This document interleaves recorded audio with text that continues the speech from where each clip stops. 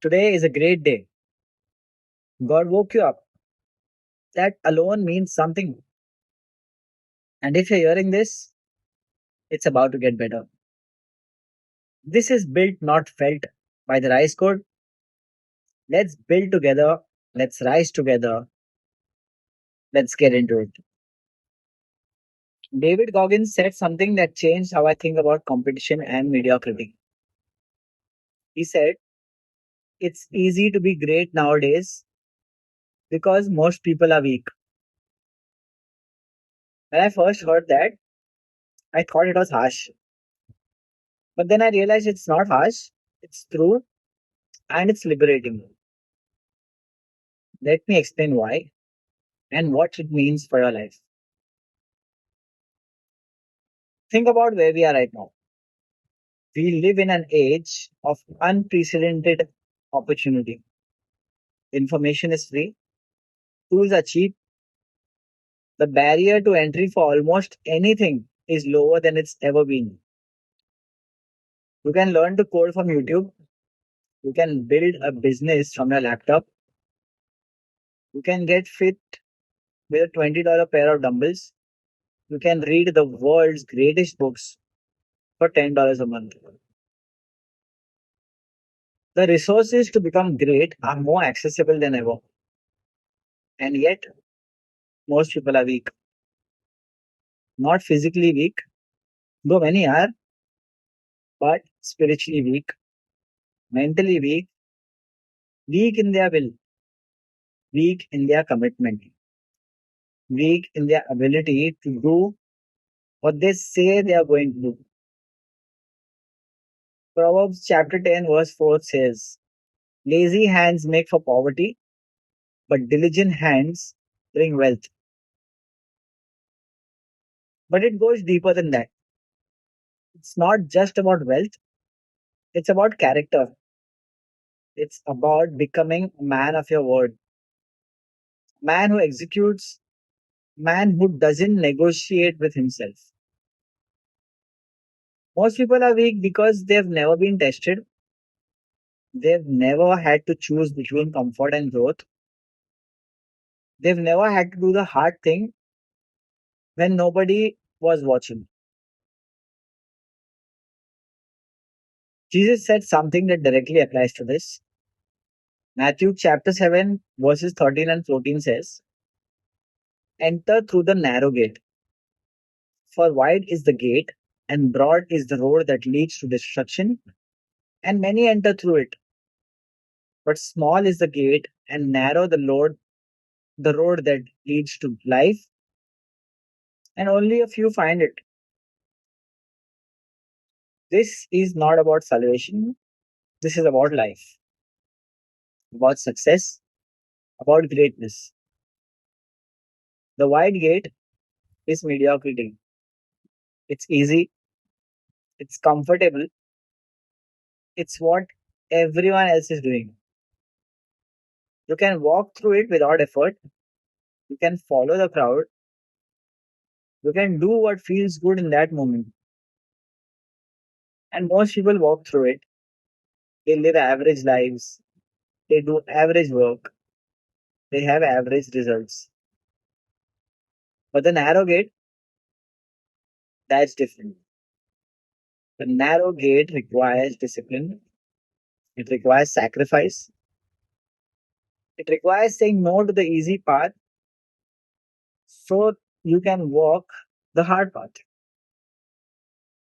And here's the thing, only a few will find it. Not because it's hidden, but because most people don't want to find it.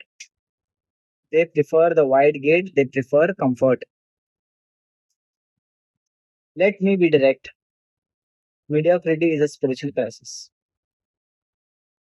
When you choose comfort over growth, you're not just making a small decision, you're making a statement about who you are and what you believe about yourself. Proverbs chapter 13, verse 4 says, the lazy person desires and gets nothing, but the desires of the diligent are fully satisfied.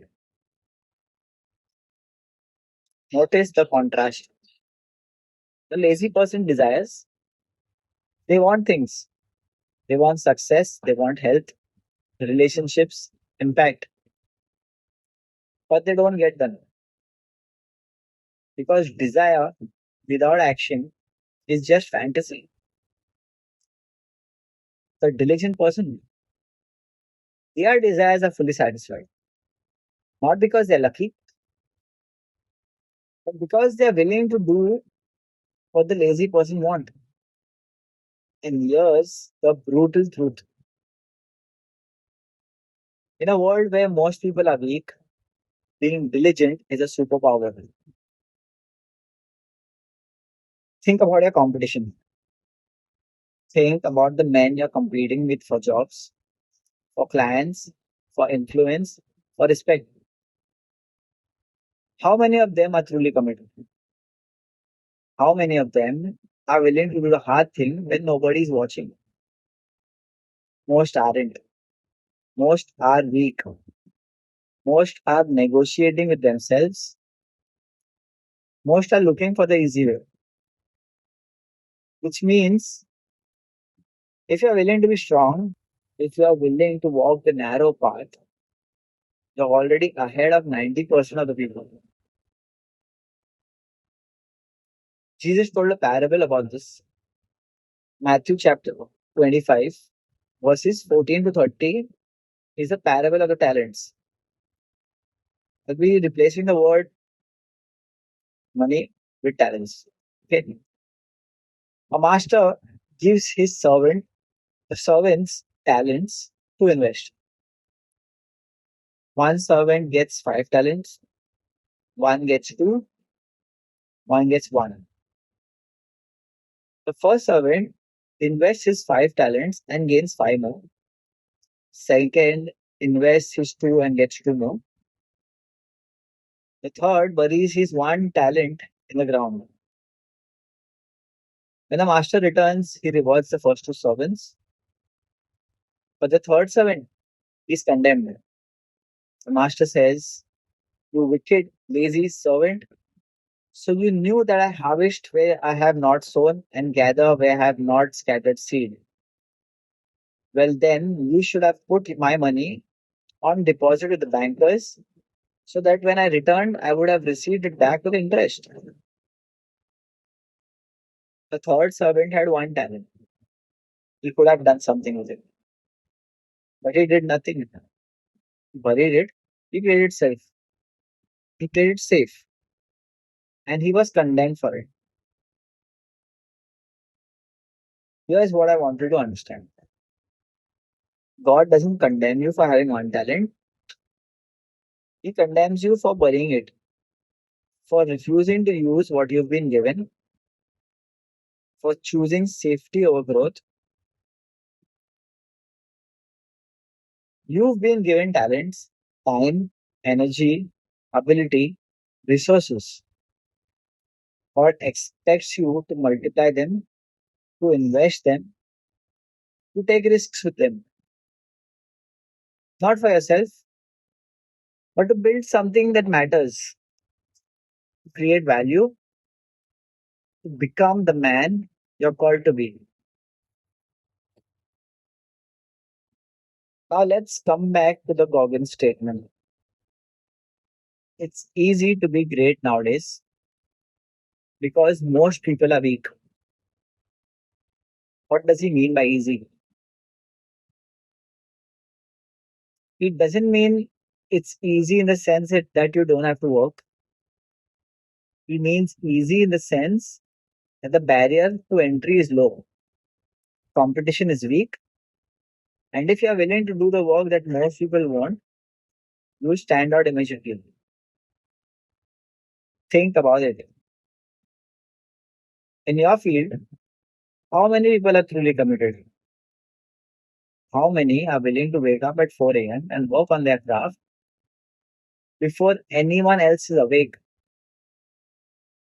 How many are willing to say no to social media, Netflix, comfort, so that they can build something real? Most people aren't. Most people are weak. Most people are negotiating with themselves, which means if you're not, you're already exceptional. Proverbs chapter 22, verse 29 says, do you see someone skilled in their work? They will serve before kings.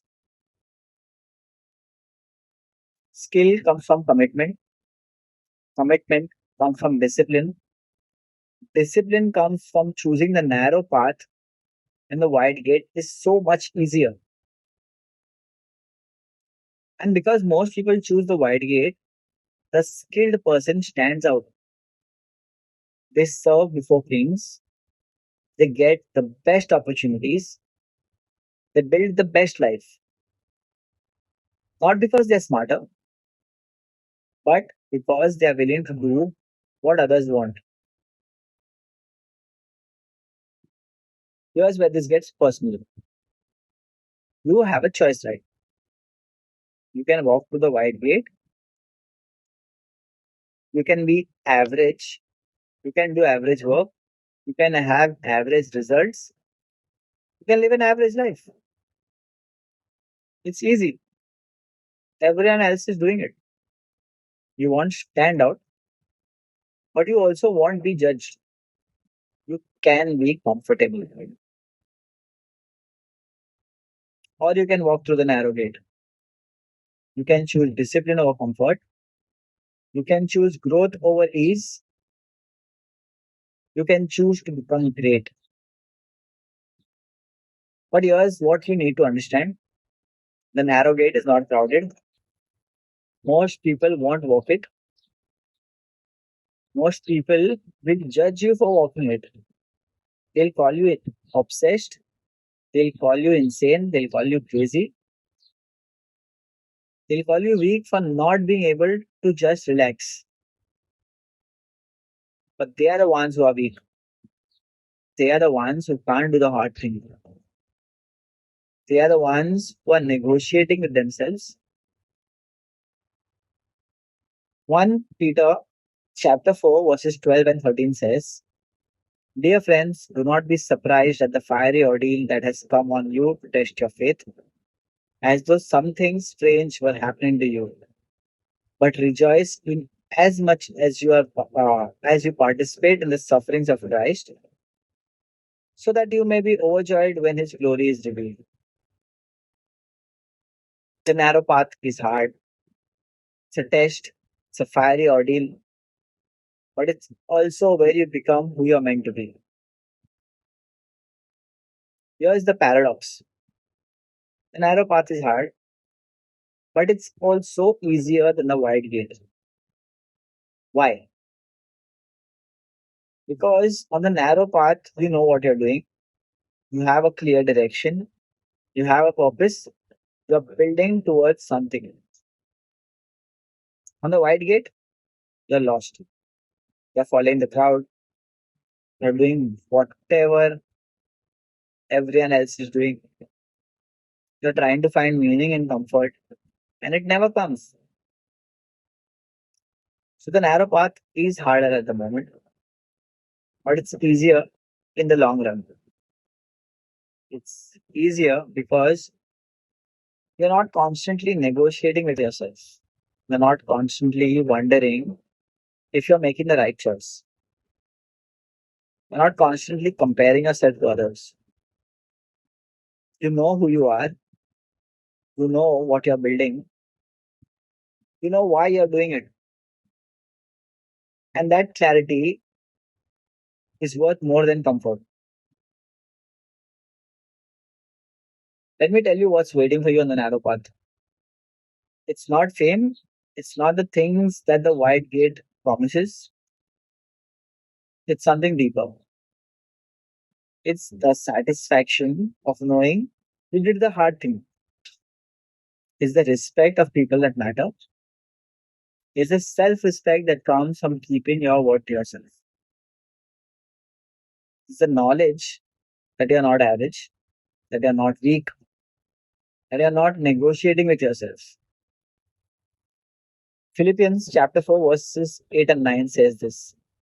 Finally, brothers and sisters, whatever is true, whatever is noble, whatever is right, whatever is pure, whatever is lovely, whatever is admirable, if anything is excellent or praiseworthy, think about such things.